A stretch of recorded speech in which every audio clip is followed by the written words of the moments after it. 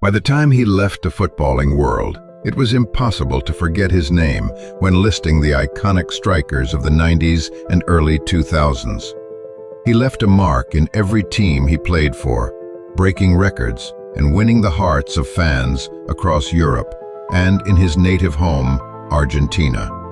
A modern-day FIFA and e-football icon, revered for his power, rocket shots, and scoring prowess. We present to you the story of Gabriel Batisuta and what maketh the legendary striker. Now Gabriel Batistuta! Argentine couldn't hold on. In went Heinrich.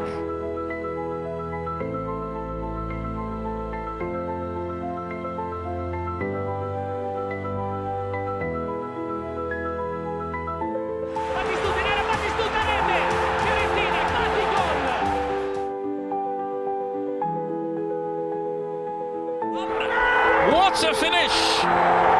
Gabriel Batistuta.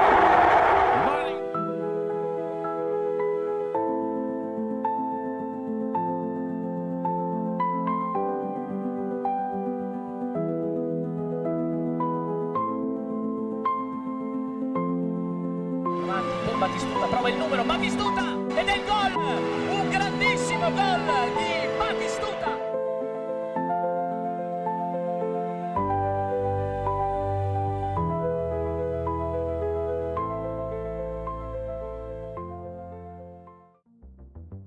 Described by Maradona as the finest striker he has ever seen, the great Pelé even named him in the FIFA 100 list of the world's greatest living players in 2004. Gabriel Batigol Batistuta was a menace to defenders during the 90s across Argentina, Italy, and Qatar. With a unique ball-striking technique, he terrified goalkeepers with his trademark, long-range, powerful shots. As a striker, he possessed every quality to terrorize opponents, from his strength in the air, offensive movement off the ball, and powerful clinical finishing ability with both feet from anywhere on the pitch, despite being naturally right-footed.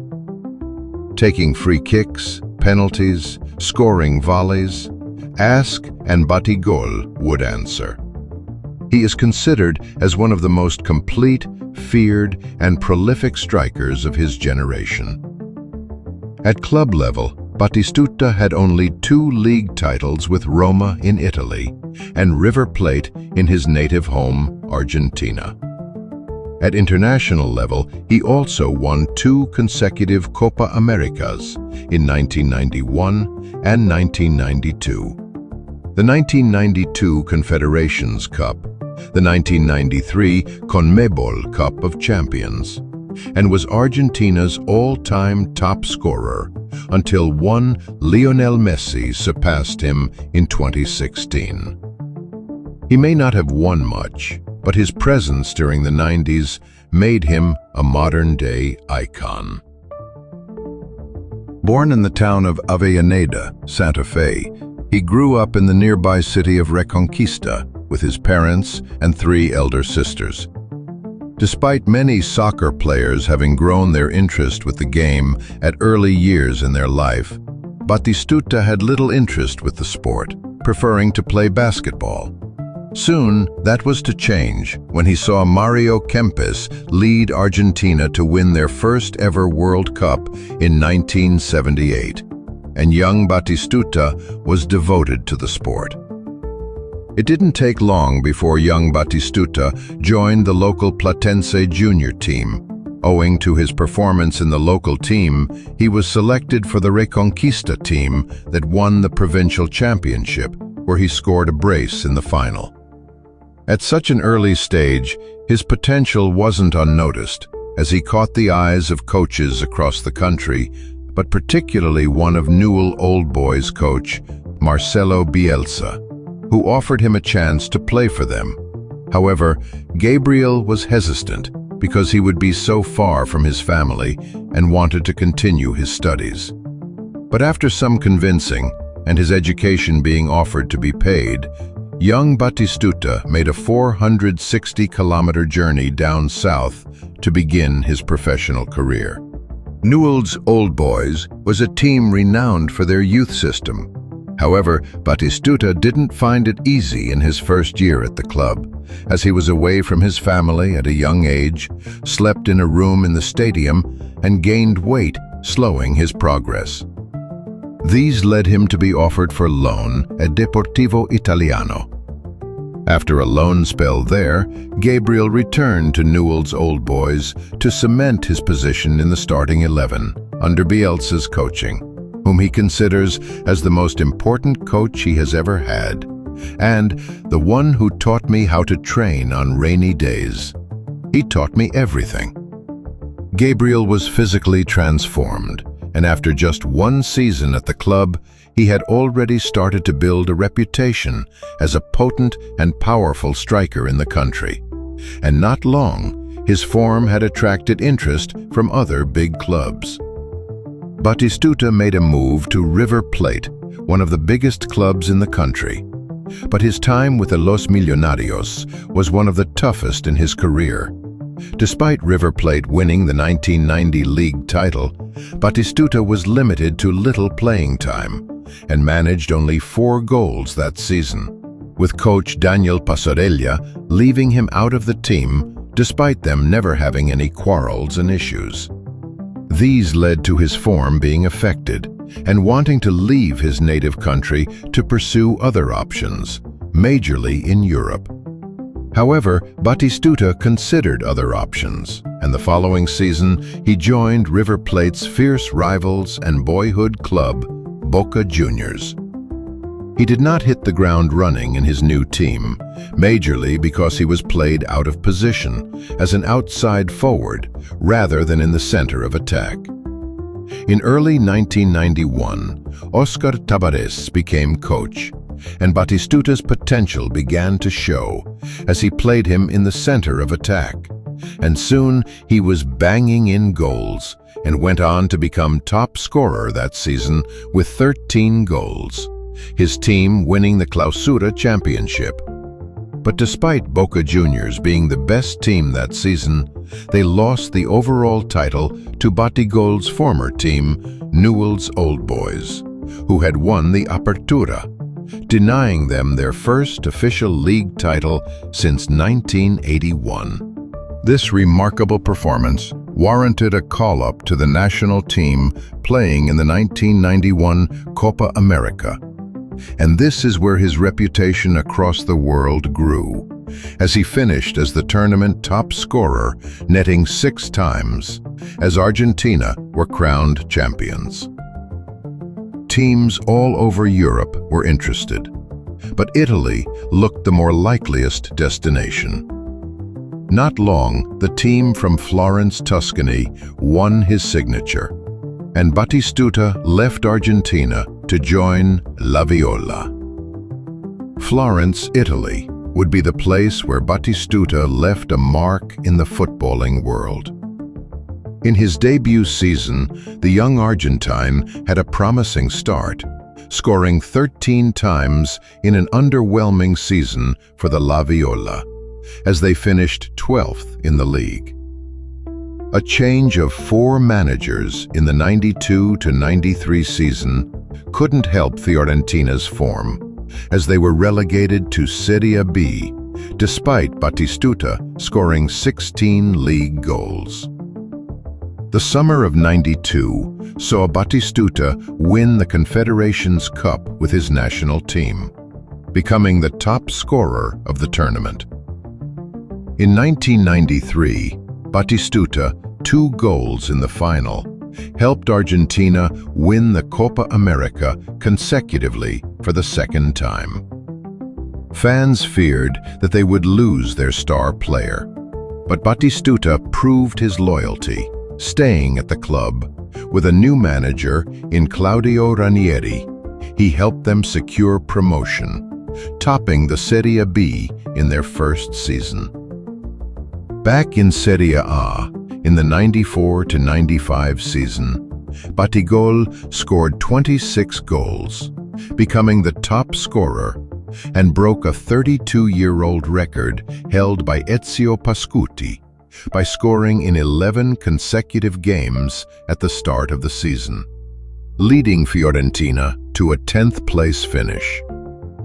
During this time, Batistuta had played in his first of 3 World Cups in 1994 and scored a hat-trick against Greece in his tournament debut. However, the Albiceleste would face challenges, as their star man and fellow teammate Diego Maradona failed a drug test and was expelled from the tournament. Argentina would later on squeeze their way to the knockout stages, finishing 3rd in their group. In the knockout stages, they faced a spirited and inspired Romania side in the round of 16, led by the brilliant George Hagi.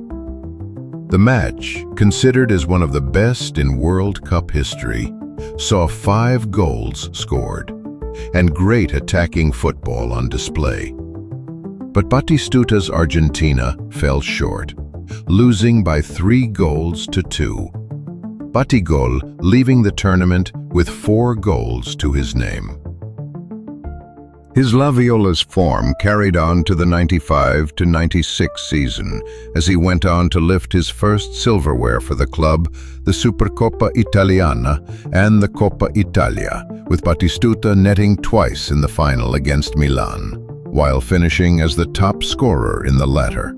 His partnership up front with Rui Costa made them finish 4th in the league for the first time since 1986.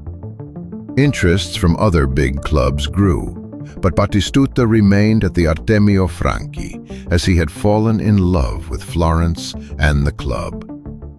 The 96-97 was an underwhelming season for both Fiorentina and Batigol, as they finished a low 9th place, with Gabriel netting only 13 times in the league.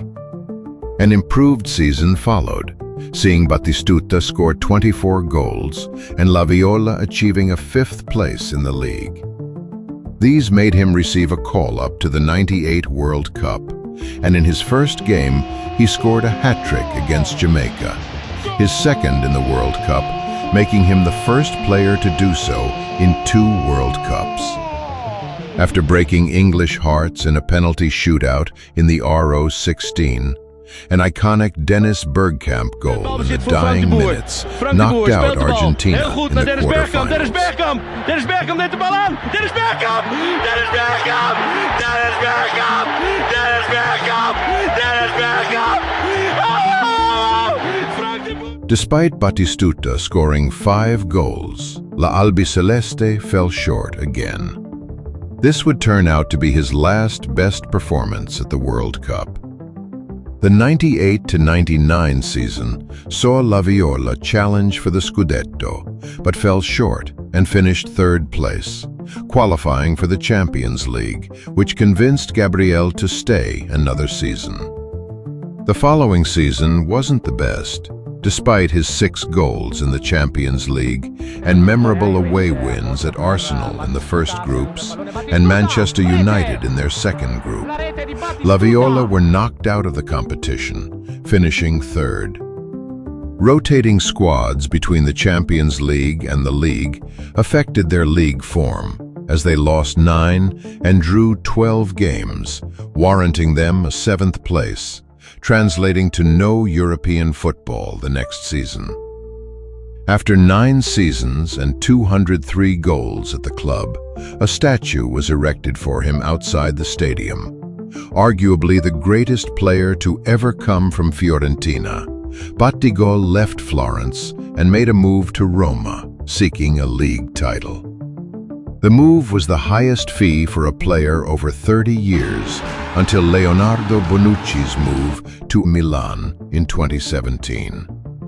He joined a Roma team led by serial winner Fabio Capello, and star players Cafu, Totti, who was the captain, defensive midfielder Emerson, Japanese Hiratoshi Nakata, and tough Argentine defender Walter Samuel.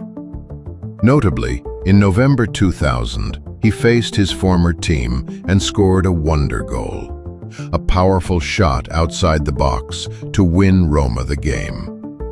The league was to be decided on the final day of the 0-0 to 0-1 season, where a win would secure the title. Batistuta scored in a 3-1 victory over Parma in front of a packed Stadio Olimpico in Rome, to give Roma their first title since 1983 and finally achieve his dream of lifting the Scudetto, scoring 21 goals on their way to the title. Fast forward to the summer of 2002, and Gabriel was playing in what was to be his last World Cup in Japan and South Korea, and had a last chance to get his hands on the World Cup.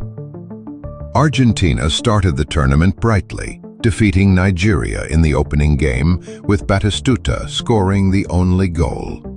However, a David Beckham penalty in the second game gave them their first loss in the group, and a draw later to Sweden in the third game made the Argentines finish third in their group, knocking them out of the World Cup in the group stages for the first time since 1962. As promised, Gabriel retired from the national team with 54 goals in 77 appearances, retaining Argentina's all-time top scorer status until Lionel Messi surpassed him in 2016.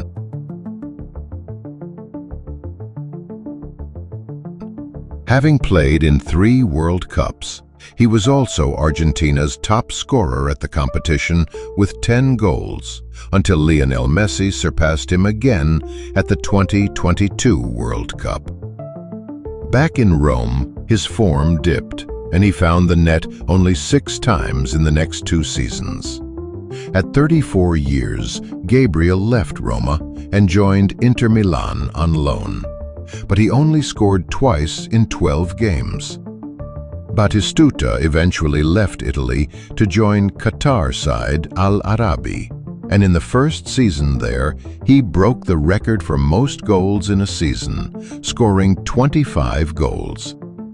He played 1 more season in Al Arabi before hanging up his boots in 2005, ending an illustrious career. He is still Fiorentina's all-time leading goal scorer, and although he only had a handful of trophies in his cabinet, Batistuta is regarded as one of the most prolific and finest number 9s of all time, a traditional marksman with an eye for goal, and also a loyal player to the La Viola faithful. Sadly, his unique style of play and finishing prowess are dying qualities in modern-day center forwards. But Batigol will always be remembered as one of the greatest to ever lace the number 9 boot.